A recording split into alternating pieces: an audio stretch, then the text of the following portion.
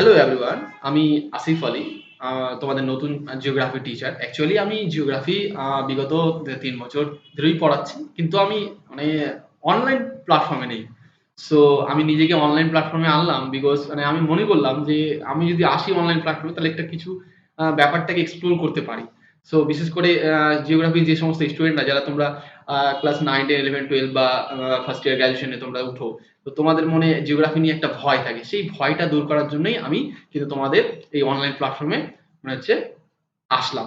So তো আজকে আমি তোমাদের ক্লাস 12 যারা আছো, তো ক্লাস 12 এর জন্য আমি আজকে একটা ভিডিও তৈরি করেছি। সেই ভিডিওটা কি, যে তোমাদের জন্য আমি যে ভিডিওটা করেছি সেই ভিডিওটা হচ্ছে মূলত সেটেলমেন্ট এবং পপুলেশন জিওগ্রাফির জন্য। অর্থাৎ তোমাদের দেখবে যে তোমাদের যারা ক্লাস 12 এ আছো, তো 12 এর একটা শেষের দিকে একটা লাস্ট চ্যাপ্টার আছে, তার আগে লাস্ট চ্যাপ্টার, সেখানে তোমরা পাবে population and settlement geography. So এই পপুলেশন এন্ড সেটেলমেন্ট জিওগ্রাফি থেকে আমি কিছু বাছাই করা কোশ্চেন বের করেছি, যে কোশ্চেন গুলো তোমাদের 2023 সালের পরীক্ষায় আসার সম্ভাবনা অনেকটাই। সো এই সমস্ত কোশ্চেন গুলো নিয়ে আমি আলোচনা করছি। তো আমার যে চ্যানেল, সেই চ্যানেলের নাম এবং আমার যে আমি যেই কোচিং সেন্টারে কোচিং সেন্টার আমি নিজেই চালু করেছি, যে কোচিংটা আমার যে আমার সংস্থাটার নাম আছে, সেই সংস্থার নাম হচ্ছে জিওগ্রাফি স্টাডি পয়েন্ট। সেখানে টিউটর আমি নিজেই, আসিফ আলী। তো আজকের আমার যে প্রধান টপিকটা আছে, সেই টপিকটা হচ্ছে পপুলেশন এন্ড সেটেলমেন্ট জিওগ্রাফির উপরে।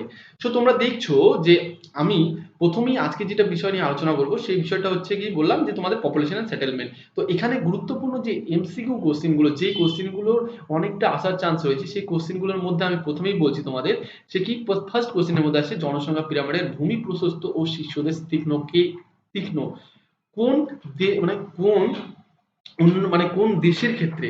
তো এখানে আমরা 4টা অপশন পাবো। প্রথমত উন্নত অর্থনীতির ইঙ্গিত, বিপর্যস্ত অর্থনীতির ইঙ্গিত, 3 নম্বর অপশন দিয়েছে উন্নত অর্থনীতির ইঙ্গিত দেয় বা কোনোটি নয়। তাহলে এখানে তোমরা লক্ষ্য করছো জনসংখ্যা পিরামিডের যে ভূমি প্রশস্ত ও শীর্ষদেশ তীক্ষ্ণ কখন হবে, যখন তোমরা মাথায় রাখবে যে দেশটা যে অনুন্নত হবে। অনুন্নত শ্রেণী মানে দেশ কি, যেখানে কি হচ্ছে যে জনসংখ্যা বৃদ্ধির হারটা বেশি, কিন্তু সেখানে কি জনসংখ্যা বৃদ্ধির হার বেশি এবং সেখানে কি ডিপেন্ডেন্সি পার্সন মানে নির্ভরশীল মানুষেরই পরিমাণটা বেশি, সেই সমস্ত দেশের ক্ষেত্রে আমরা দেখব, অর্থাৎ সেই সমস্ত পিরামিডের ক্ষেত্রে আমরা দেখব যে সেখানে কি হচ্ছে, যে যতটা বৃদ্ধি পাচ্ছে, তার মানে কি, যে এখানে যে ওয়ার্কার শ্রেণীর পিপল, অর্থাৎ যারা হচ্ছে কাজকর্মের সঙ্গে যুক্ত, তাদের তুলনায় কিন্তু ডিপেন্ডেন্সি রেশিও নির্ভরশীল পরিমাণটা কিন্তু বেশি। সেই সমস্ত দেশের কিন্তু আমরা পিরামিডটা কিন্তু সাধারণত কি হবে, সেই পিরামিডটা হবে ভূমিভাগ প্রশস্ত এবং শীর্ষদেশ তীক্ষ্ণ। সেখানে অ্যান্সারটা হবে উন্নত অর্থনীতির ইঙ্গিত।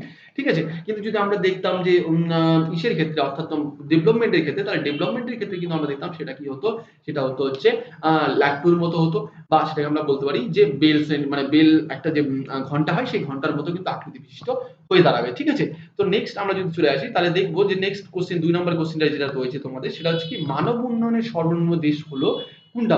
মানব উন্নয়ন বলতে এটা আমরা ইংরেজিতে বলি হিউম্যান ডেভেলপমেন্ট ইন্ডেক্স। তো হিউম্যান ডেভেলপমেন্ট ইন্ডেক্সের সর্বনিম্ন আর সর্বোচ্চ, সর্বোচ্চ মানে কি, যে হিউম্যান ডেভেলপমেন্ট মানব উন্নয়নের বিকাশটা কতটা হয়েছে, কোন জায়গাটাতে হয়েছে, সেটা আমরা মেজার করার জন্য একাধিক আমরা তোমার হচ্ছে মেজার পয়েন্টকে নিয়ে থাকি। সেখানে বিভিন্ন ধরনের, যেমন মানুষের বিভিন্ন ক্ষেত্রকে সেখানে তুলে ধরা হয়। তো এখানে ক্ষেত্রে যেহেতু মানব উন্নয়নের সর্বনিম্ন দেশ বলা হয়েছে, তাহলে সেখানে আমরা দেখবো যে নাইজেরিয়া, কিন্তু এখানে 4টা অপশন রয়েছে, নরওয়ে, ভারত, নাইজার আর পাকিস্তান।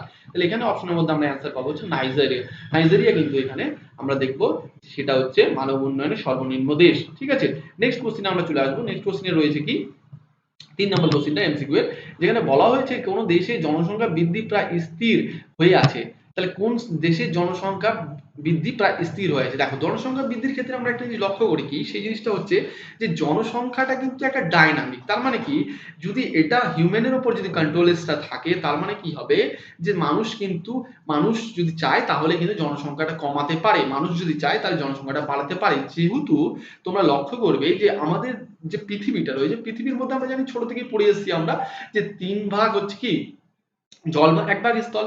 তার মানে আমরা যদি দেখি যে 97% জল আছে, 3 ভাগ হচ্ছে কি আছে, স্থল আছে। তাহলে এই স্থলটা কিন্তু বাড়ছে না, এই স্থলটা কিন্তু একটাই নির্দিষ্ট রয়েছে। কারণ এই যদি নির্দিষ্ট থাকে, এর উপর যদি জনসংখ্যার চাপ বাড়ে বা জনসংখ্যা যদি বৃদ্ধি পায়, তাহলে কি হবে, স্থলভাগের পরিমাণটা কমে যাবে। স্থলভাগের পরিমাণ যদি কমে যায়, তাহলে কি মাথা পিছু জমির পরিমাণও কমে যাবে।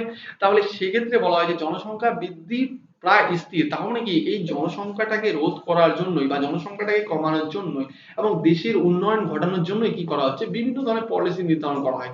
যেমন আমরা যদি দেখি তাহলে দেখবো যে চায়নার ক্ষেত্রে একটা পলিসি তৈরি হয়েছে, যেটাকে বলা হচ্ছে ওয়ান চাইল্ড পলিসি।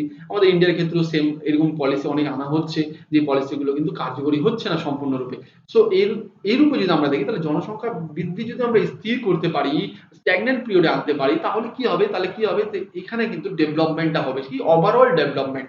তার মানে সেটা হতে পারে আমাদের ফিজিক্যালি ডেভেলপমেন্ট হতে পারে, সেটা হতে পারে হচ্ছে ডিফারেন্ট টাইপস অফ মানে ল্যান্ড ফর্মিয়াল ডেভেলপমেন্ট হতে পারে। এই সমস্ত ডেভেলপমেন্ট গুলো সংগঠিত হবে। তাহলে এটা আমরা যদি জার্মানির ক্ষেত্রে সংগঠিত হয়, তার মানে এখানে অ্যান্সারটা হবে কি জার্মানি। জার্মানি কিন্তু প্রায় জনসংখ্যা বৃদ্ধির হার প্রায় স্থির।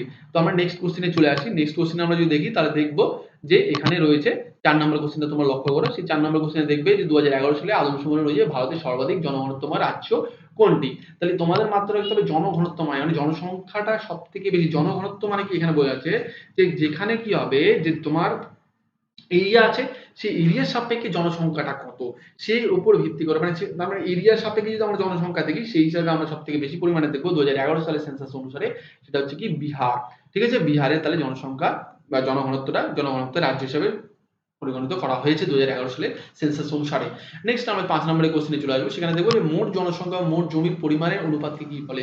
তো এটা আমরা জানি যে মোট জনসংখ্যা মোট জমির অনুপাতকে আমরা বুঝি হচ্ছে জনঘনত্ব। তার মানে জনঘনত্ব যখনই আমরা পড়বো, তাহলে আমাদের মাথায় রাখতে হবে জনঘনত্ব মানে population density is equal to number of population divided by number of population divided by in area. মানে একটা এরিয়ার মধ্যে কতগুলো জনসংখ্যা রয়েছে।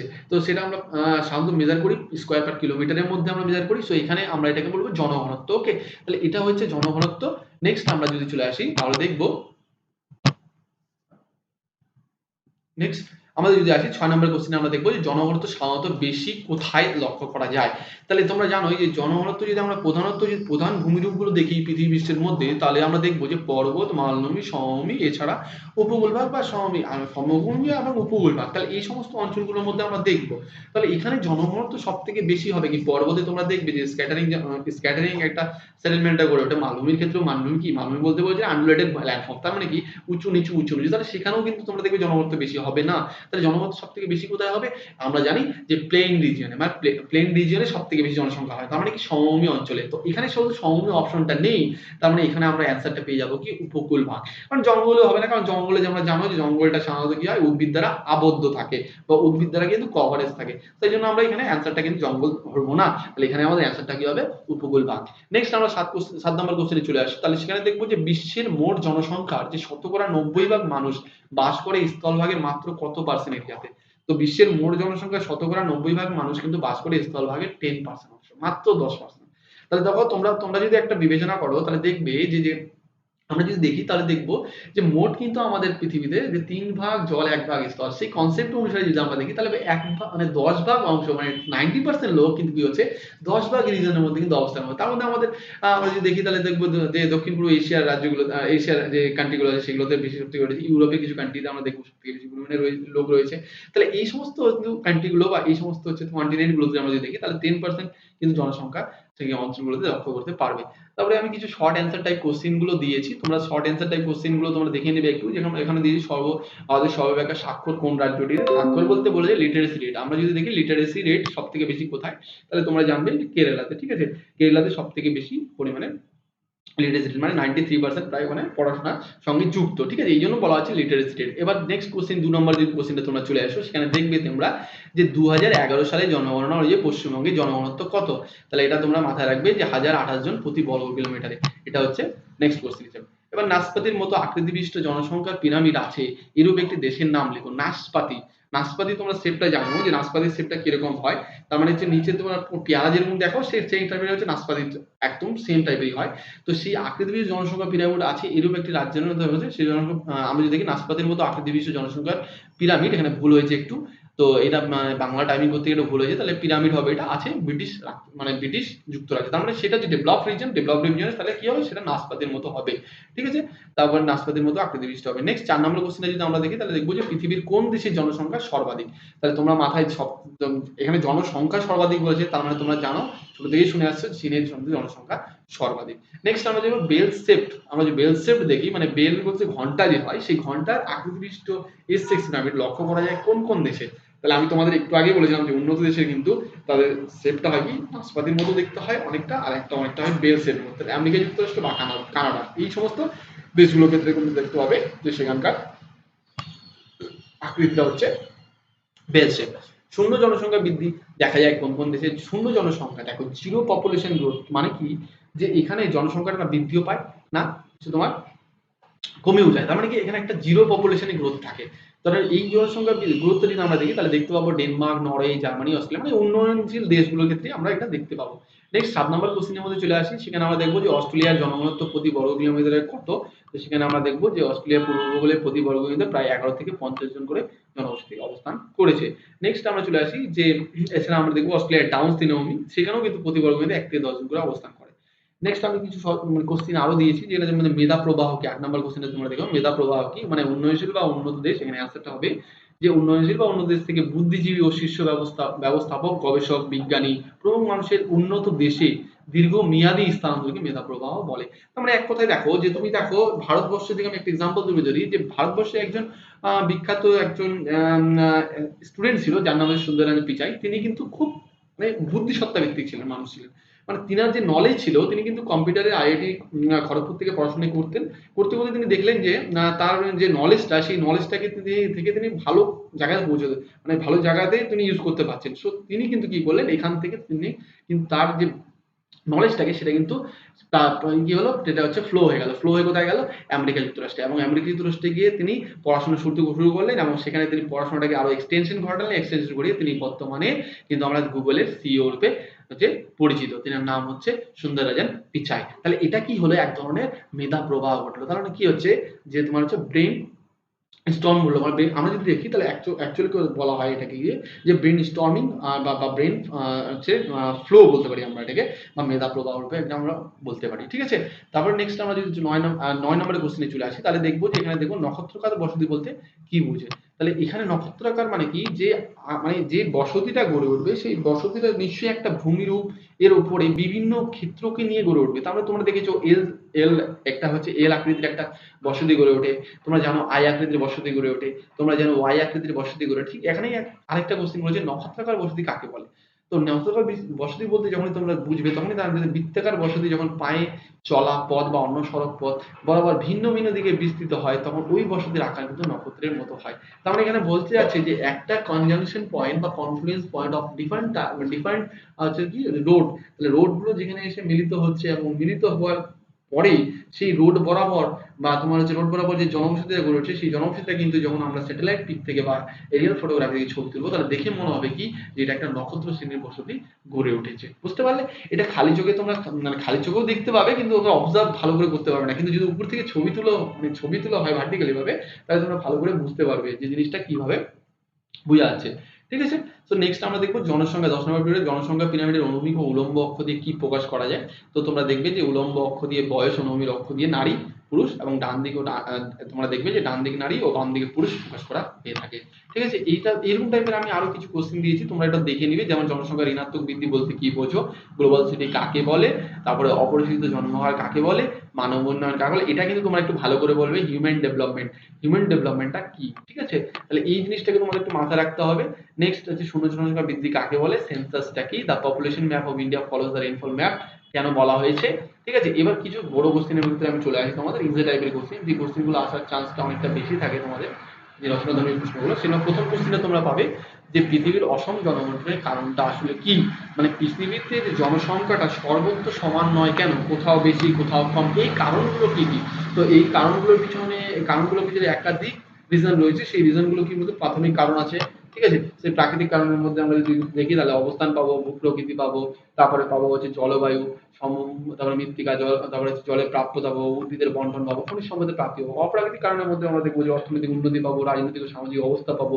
ঠিক আছে। এই সমস্ত বিষয়গুলো পাবো। আর নেক্সট আমরা দেখবো যে গোষ্ঠীবদ্ধি। নেক্সট 2 নম্বরের কোশ্চেনটা যেটা, সেটাও আসার চান্স, যে গোষ্ঠীবদ্ধ জনগোষ্ঠী বলে মানে জনগোষ্ঠীর বৈশিষ্ট্য লিখো, এবং বিক্ষিপ্ত জনগোষ্ঠী গড়ে ওঠার কারণ লিখো। গোষ্ঠীবদ্ধ মানে কম্প্যাক্ট, আর বিক্ষিপ্ত মানে স্ক্যাটার্ড। যদি আমরা জনগোষ্ঠী দেখি তাহলে সেটা গড়ে ওঠার কারণগুলি কি কি। ঠিক আছে। এই জিনিসগুলোকে আমাদের জানতে হবে। ঠিক আছে, এখানে আমি বৈশিষ্ট্যগুলো দিয়ে দিয়েছি, খুব সুন্দরভাবে তোমরা পড়ে নেবে। বিকৃত বর্ণনাদি কাকে বলে আর কারণগুলো বিচ্ছিন্ন কিভাবে এগুলো গড়ে উঠেছে।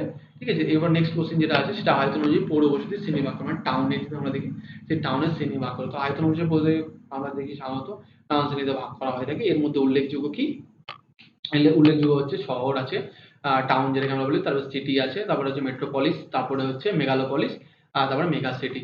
আর এবার টুইন সিটিস নামেও আছে, টুইন সিটিস। তার এই সমস্ত কোশ্চেন গুলো আমি তোমাদের জাস্ট কিছুটা আয়ত্ত করার জন্য দিলাম। বাকিটা আমি খুব তাড়াতাড়ি খুব শীঘ্রই আমার ইউটিউব পেজে আমি আপলোড করে দেবো। সো আমার তোমরা ভিডিওগুলোকে দেখো, খুব এনজয় করে পড়াশোনা করো। এই ভিডিওগুলো দেখে তোমরা আমার মনে হয় অনেকটাই শিখতে পারবে। So please subscribe my channel. My channel name is geography study point tutor Asif Ali. Okay, so next ভিডিওগুলো তোমরা অতি শীঘ্রই তোমাদের এই ইউটিউব চ্যানেলের মধ্যে তোমরা পেয়ে যাবে। ওকে, আজকের জন্য এইটুকুই। নেক্সট দিন আরো ডিটেলসে আলোচনা করা হবে এই বিষয়টিকে নিয়েই। ওকে, এবং এই বিষয়ের উপর যে সমস্ত কোশ্চেনগুলো হবে সেই কোশ্চেনগুলো আমি খুব তাড়াতাড়ি তোমাদের প্রোভাইড করে দেওয়ার চেষ্টা করব। ওকে।